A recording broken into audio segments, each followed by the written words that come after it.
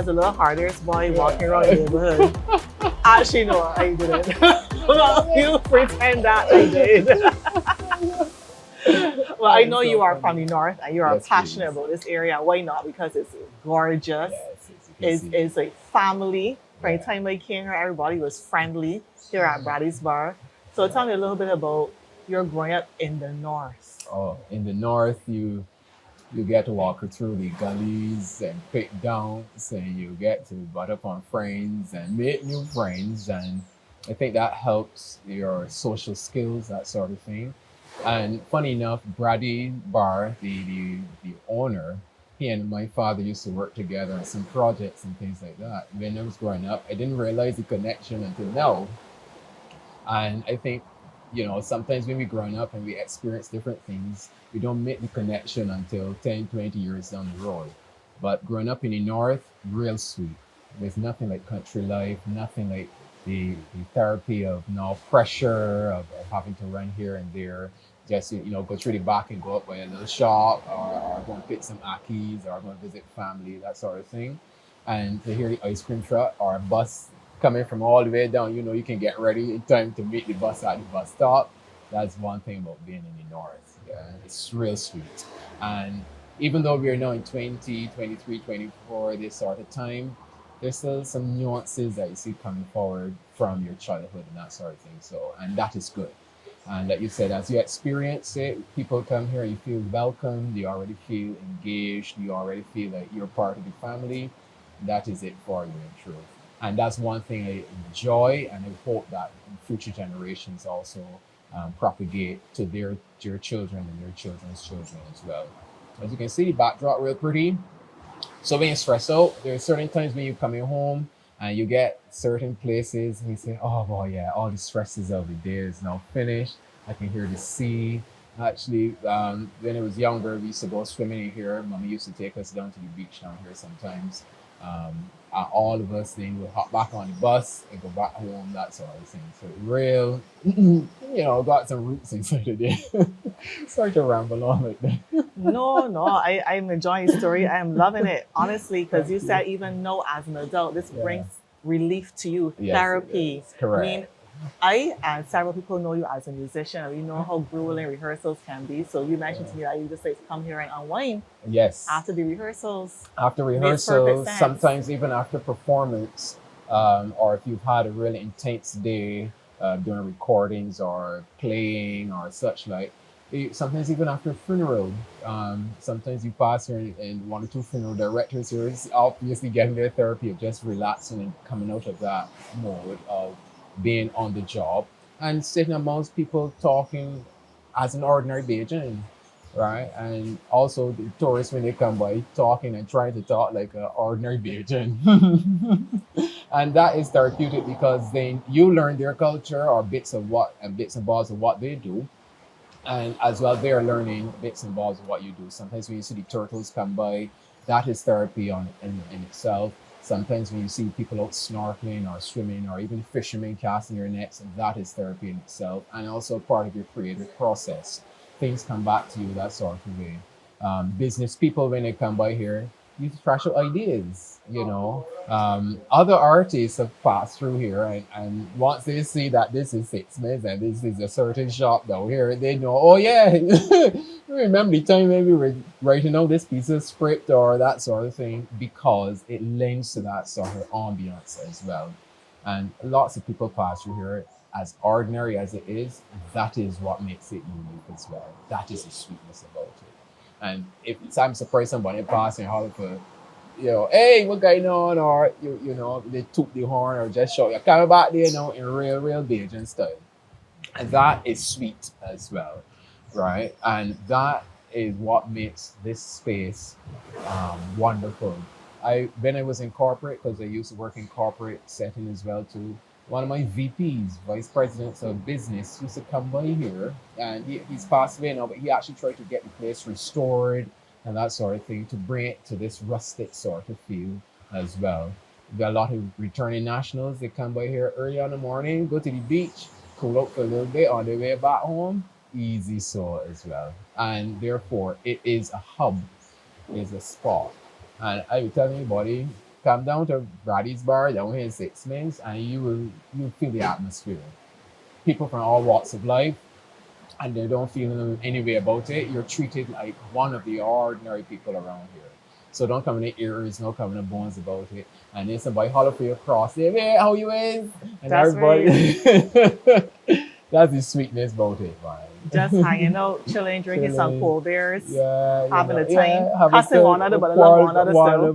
bad. Many times you sit down in your corner and watch somebody, because as you can see, the game, the cards are here already set out, or the dominoes, and you're watching the moves and things. So, and you want to know how these fellas get the board ready so easily, even though you know they're slightly inebriated. That's all part of the fun. All part of the fun. But it is sweet because they don't feel hindered and confined or anything. So it allows you to, because by osmosis, you feel unencumbered and that sort of thing as well. It's real sweet, man. I tell everybody about Of course. Brady's Bar and the shed on my head thing. So Well, even being here, I don't want to leave. You don't want to leave. So next time, I can make sure I have my swimsuit.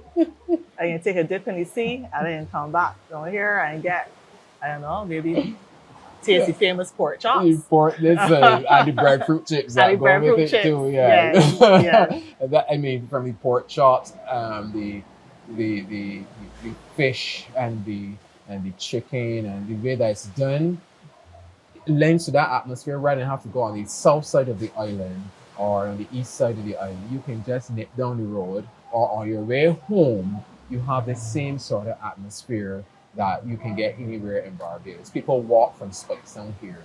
People walk from Half Moon Fort here.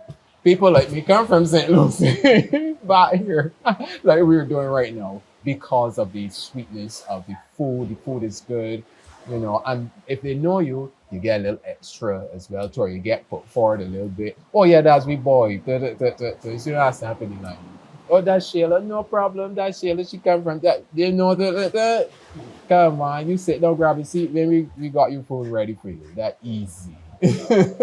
As you said, being here helps with the creative process. Yes, it And does. speaking of the creative process, Yeah. you know the agents. Yeah. My colleague and I decided, let me go and peep at this funeral. Yeah. So we went. It's at James Street Methodist Church. Sure. And you are the musical director there, right? Yes, please. Right. So I said to my colleague, wait, this is Gabby's well done. I'm telling you. This is Gabby's well done. I mean, you were able to transform it. Yeah. It sounded magnificent. Yeah. It sounded regal. Yeah. I mean, of Thank course, you. well done is a classic. It is. But Thank you were able to transform it without losing the essence Oh, of man. the song. Yeah. So, I mean, you already mentioned here as part of the creative process that you come here to get some of the creative juices going on. Yeah. So, I mean, but tell me what goes into being able to transform a piece like that and still keep it true. Yes. Listen, what got me started on that journey is when Princess Diana's funeral happened. Then there was a piece of music, "Candle in the Wind," and eventually ended up as part of the organist repertoire and was published all over there. And I got upset and says, "But we have pieces here in Barbados that can emulate and give that same sort of thing when we've lost a loved one." And I tell you, I says, first thing I went to was Well Done. And I rearranged the score and everything so to suit different instruments. Did it at one of my projects as well.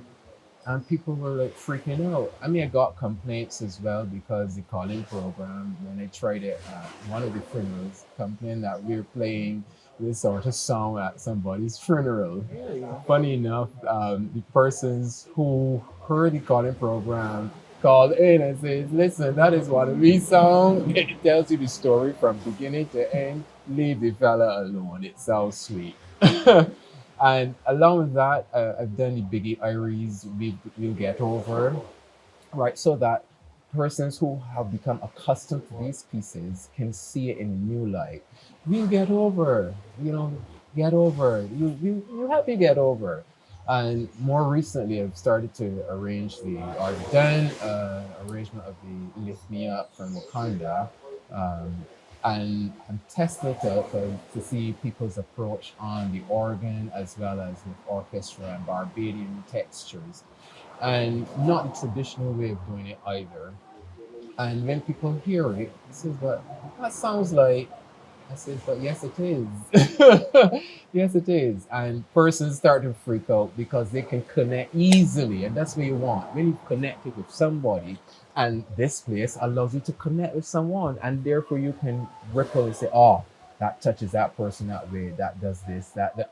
All right, if I can formulate that in my music or my whatever sound I'm hearing, then it can propagate down for generations." The other thing that got me upset is, well, I say upset, but it raised my eyebrow when I was looking through composers, and there was only one composer that was Boyce, William Boyce. I says, "But this is unfair." And then another writer told me, "If you want to live long, either publish a book, write something, or create music." And it says, you know what, I create the music. And as such, even during COVID, when I recorded a piece with Gabby, and every time I hear it, it was, I get emotional because it is a different perspective. So when I spoke to Biggie a few months ago at a funeral and says, "I'm going to play your song, but not the way that is usually done." And people say, "I know that song." So I'm just anticipating quietly how persons will react to the Wakanda Alithia Rihanna song. So far, person said that they felt moved, they felt the emotional connection because it it touches them at that core, and that is important because music, as I can speak, moves you. It should move you, whether it's happy, whether it's sad, whether you're going through a depression, whether you want to share, whatever it is, wherever that is propagated, that music has to have some effect on you somehow. When you come down here and sit down, if you're going through whatever and you hear something, you might wake up. Same thing, you ripple that through your music. Same thing, whether it's organ, whether it's piano, whether it's on steel pan, string, orchestra, voices, whatever. I have to be able to reach my audience. If not, I've not done my job, right? And therefore, I've not done anything. Right? It's just blank, blasé, right? And any creative will tell you. Even I've met some other painters down here. They're painting, and just because they're one mile wrote something, and his hand shit. But even though you think it is a mistake now, No, that it becomes becomes a different perspective of art. and that's the sweetness about it. I've brought other musicians down, and they have used it to write their own pieces as well too. So it is a good reference point. Yes, so Kamal, that was a tribute to him. Be well done. And other people say, "I want that sound done for me." I says, "But we don't know how long we're gonna live." But it is sweet that persons know the sound and know the pieces and Of course. can, say, "Hey, I want that," or they want to engage that sort of way. Sorry for taking all your time like Nah, that. nah, nah, nah, no. We having a good time. I mean, I can stay here all day. How you mean? Yeah, but you mentioned that Yeah. someday wanting to be able to, because you've been, I know you have traveled several places, Yeah. performing Yeah. and so on, and I know Europe is on that list. So you were talking about that, how you said to me the challenge with that is that Mhm. is the Caribbean music. Correct. Oh, how so? Yeah, because when going back to when I said the guy, and this guy actually fought in the World War. He and I had that conversation. He says, "Write something, create something," and from that moment I started creating. Then to realize that the piece that I wrote, I've scored the music and everything. I've not been on the European side, but a lot of Europeans, and the piece, one of the pieces I wrote, I'm trying to remember, it's called The Wedding Song. And the French guys emailed up and said, "We like this sound." I said, "But Nobody else in the Caribbean like my sound. Nobody but the French guy says, and we want to perform your sound at our series of concerts. I says, go right ahead. And then about 22,000 downloads later, not 2,000, not 5, but 22, because people download your score. Of course, it's copyrighted and that sort of thing, your arrangement. When you look at the statistics, the Europeans and the Asians are the one honing in on what we're doing in this perspective in the Caribbean and our sound, and they try to understand what we are saying, what we are doing, that sort of thing. And I'm sure if I look back at the statistics today, the percentages that the European and the Asian side are still downloaded significantly because I continuously upload new scores of my own music and that sort of thing, or interpretations of people's music. And you still see the European, very few Caribbean, even folk songs, Linstead Market, which is a Jamaican folk song. I rearrange it and put it up, and people say we want more. They're like this chomping at the bit. And they say, well, if Europe want this, what happened to be down in these parts? So what you're saying then is that Europe has a greater appreciation then? To some extent, they appreciate because I guess a lot of our, as you know, classical music. And once we've scored the music, after a little while, after a few years now, it becomes classical music. And I'm thinking that they're looking to see what new music is out there so that they can then have their orchestras play and their larger ensembles play so that they can create a data bank of music from around the world. It would be nice if we had something in on this side of the fence or this part of the world to do that as well. But I believe it's coming, and with the way of technology going, um, I don't expect it will take very long before it starts to happen. But European and Asia, those are some big markets that we as Caribbean people need to tap into, especially with our music and our scores, right? And quality music is what they're looking for. It's something that again touches people. I don't speak some of their languages, but the music, which is a universal language, can convey the same message that I would say in a Barbadian or Caribbean setting. So yeah, Europe loves our music, Asia loves our music. To a lesser extent, you see parts of North America coming in, right? But the chunk of the music, based on my experience and the statistics I see in terms of the perusing your scores and contacting you to ask you about, because they ask you, how do you do this? Why would you do this? Tell me what is this reason of doing that? And then they say, right, got it. Funny enough, they now become experts in Caribbean music, sometimes more than we as Caribbean people ourselves. All right, but at least we can speak from it and we can deliver it from within our nuances, that sort of thing. Yeah. So I know you from being a part of the 100 Voice project a couple of years ago. But I know so much has evolved and so much has happened, and you are always very busy being a part of so many different ventures. I can't keep up with you. Put it that way. That's a fancy way of saying I try to can't keep up with myself. you. You see? That's why you have to come here and take a break in between madness. Well, I started working at Braddy's when I was 14. Can't remember the year, but when I was 14 years old. And to this day, it's funny, okay? It was always a one-stop shop, one window first. And Braddy, he was a short guy, and he would be in the window looking out. Everybody loved Bar Shop. Tourists alike, even they come now and still ask, where's Braddy's? But unfortunately, he has passed. On Mondays to Saturday, we have a lunchtime menu. The guy, he does rice and peas, cuckoo, barful cuckoo. He does kohi soup, even chicken foot soup. He does sauce twice a week on a Wednesday. Then he do sauce on a Saturday with also farmy cuckoo and stingfish, saltfish, anything so in the week. Then on the Thursday, Fridays, and Saturday evenings, that is when the pork chop comes out. So we do some nice fried pork, fried fish, fried chicken. Get that with chips, rice or macaroni pie, and salad. The sunset is lovely. The atmosphere is nice. You don't get no rowdy, no rude behavior. But you come to enjoy and sit and relax on a drink. Here's the place to be.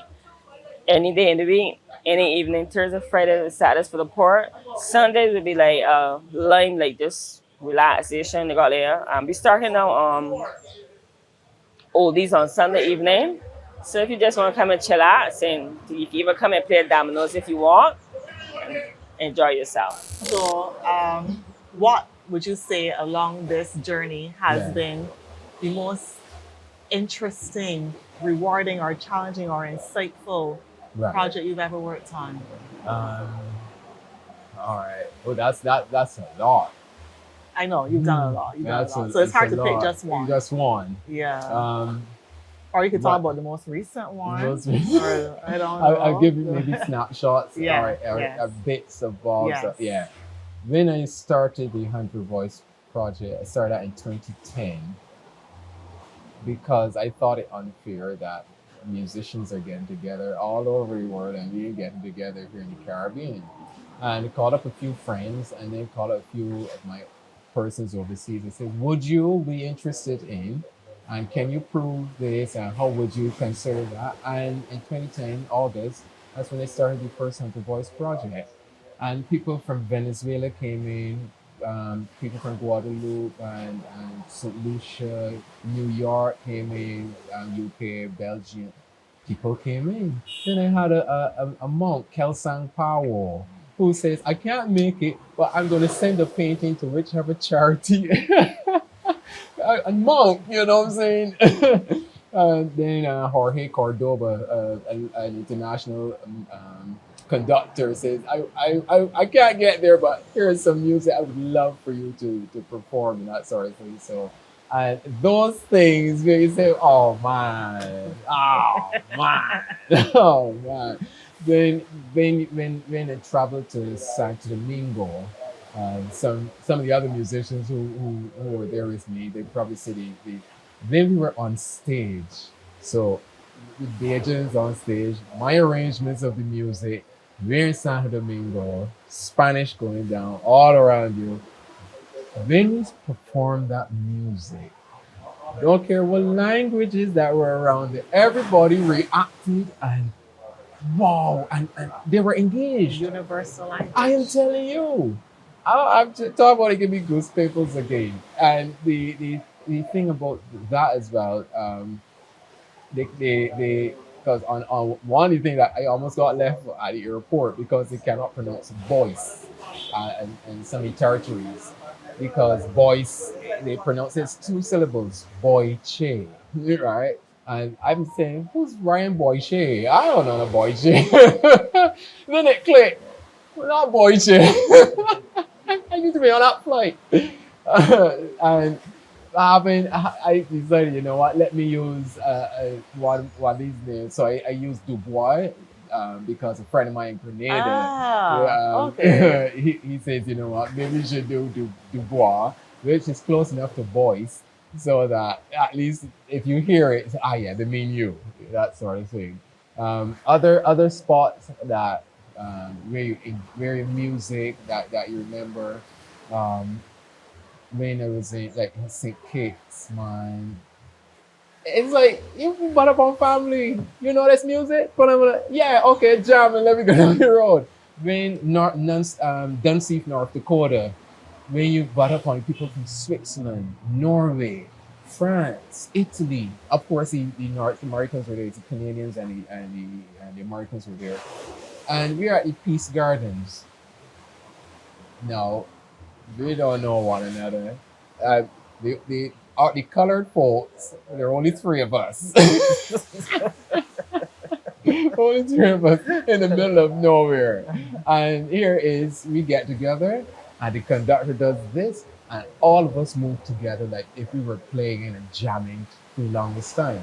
The beauty of that is we introduced them to how to play calypso, and not the recorded version or the radio version that everybody's become say, oh, that's calypso. No, that is not calypso. This is how you play calypso. And then they took that away, and you don't learn this, and they took that away, then to share with their different territories and such like. Those are the things, those trips were sweet. And the first Curry Fest I've been to, the city Bajans and the ones who bake at the place.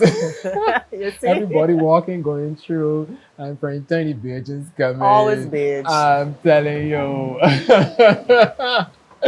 Man, that was sweet. I tell you. But when you travel, the respect that you get as a musician, sometimes I try to tell other musicians, just remain easy, because it can go to your head and you feel that you're bigger than whatever. Just remember that one mistake, or sometimes you go on stage and you forget. The pressure is so much, or the music happens and We don't talk freeze. about the dark side of performance, do we? Oh no! Look, I tell you, man. And therefore, when I see other musicians on stage, I say, "Boy, I take it easy. Yeah, go on. Yeah, you know how we think. All right, go on. Oh, that was good. That sort of thing." Because many times your brain is all over the place. It's overworking. It's all these things, and you can freeze. What's supposed to come next? You know. But there are a couple hundred people out there waiting for you And the to play silence is the deafening, next.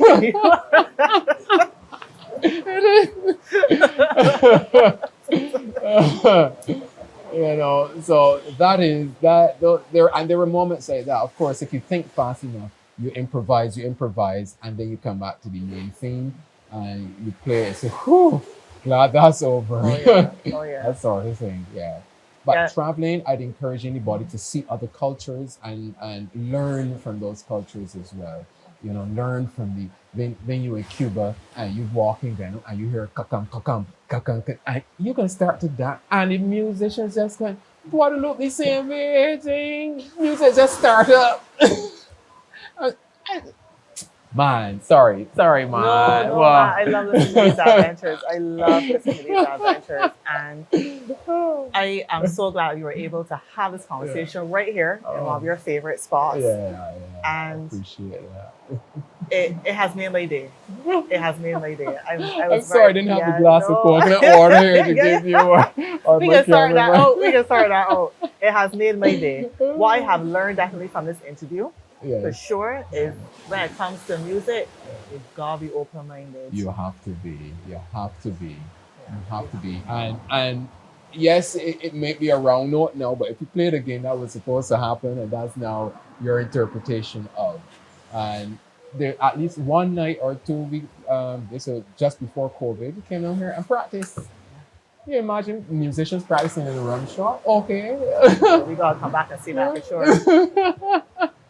So thank you so much, Ryan. I had a great time. But you Thank gotta you. tell me though, as a bonus question, Right. your obsession with the socks.